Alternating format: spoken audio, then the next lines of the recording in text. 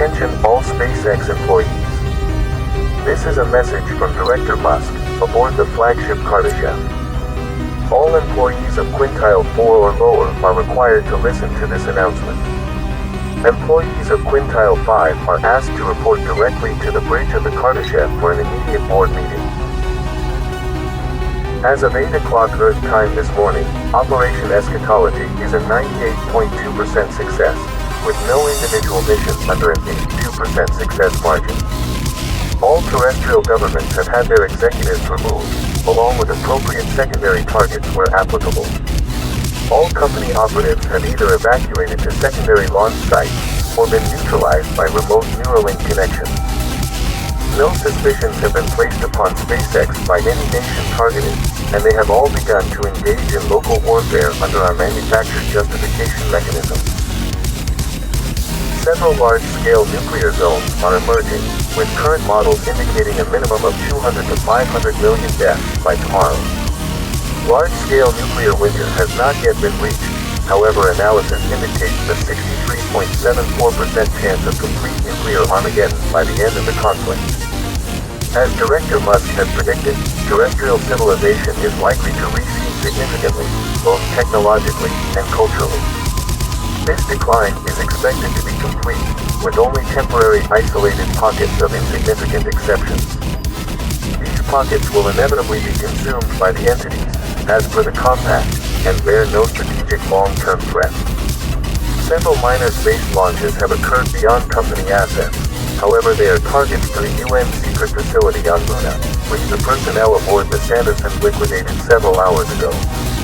Current estimates place the chronological and societal decline at approximately 120 years, all but eliminating terrestrial competition to the company, permanently.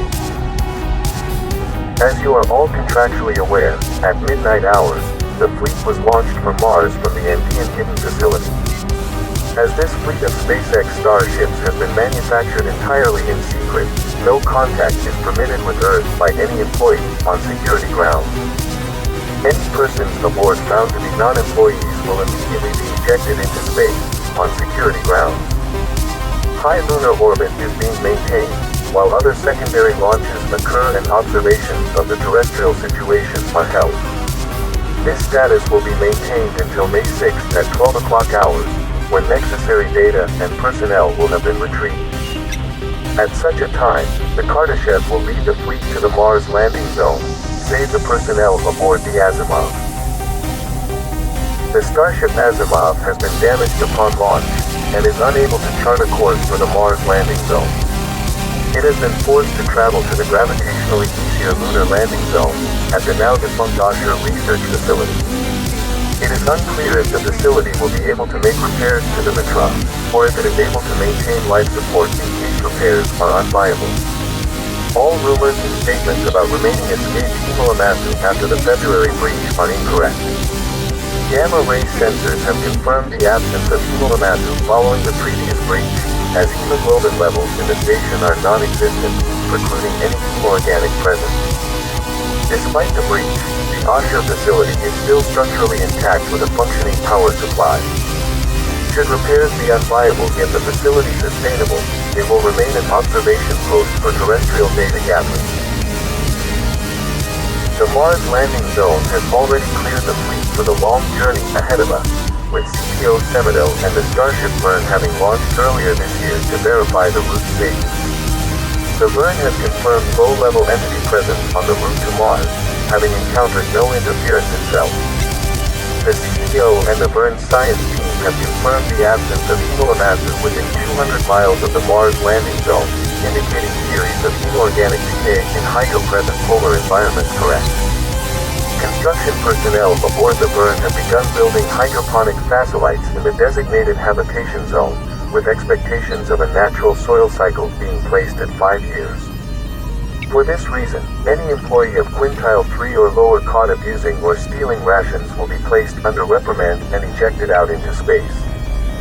Food and other scarce initial resources must be conserved, as the unanticipated size of the fleet has burdened previous resource calculations.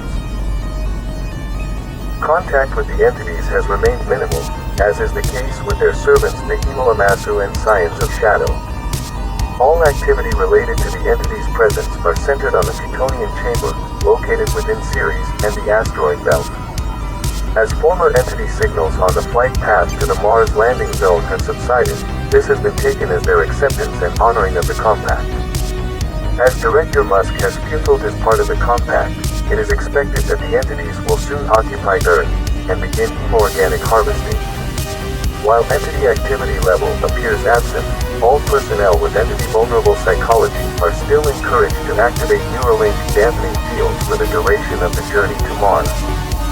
Any employee who is found to have had neural contact with the entities in any form will be incinerated by fire, then ejected into space to prevent later reclamation by entity harvesters.